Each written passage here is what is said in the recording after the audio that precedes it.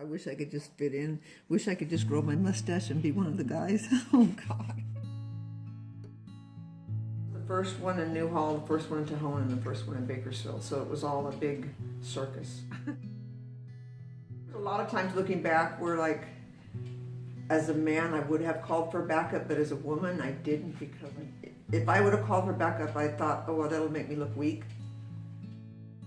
We went and backed her up, and I went to help her, and he said, no, let's see if she can do it herself.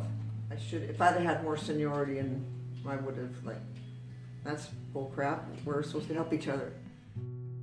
No, there were a lot of things that you just had to keep your mouth shut.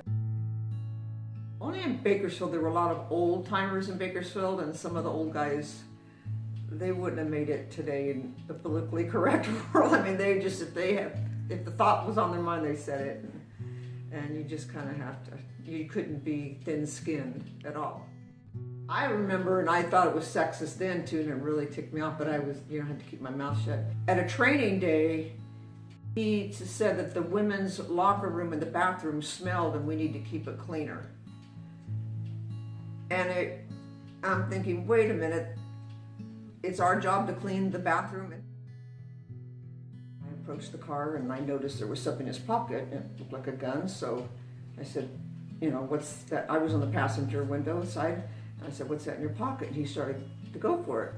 Well, so I just reached in the window and I grabbed it, and I pulled it out, and then I arrested him for having a weapon. And I got in trouble for not running back to the car and performing a felony stop on this guy, which my car was like 25 yards. And he said, I just gave another officer, a commendable form too, for the same thing, for being observant and seeing the gun. But I got in trouble for not. I worked partners with Dan at graveyards. This used to be, it used to make me so mad.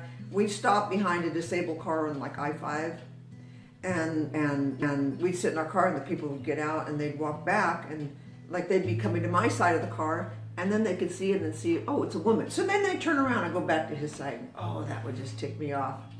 And so then I'd take it out of Dan, so he started saying, well, why didn't you go to her? Why didn't you ask her the question? I don't know.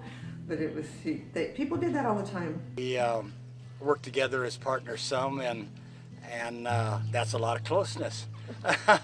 but we were able to do it, and did just fine.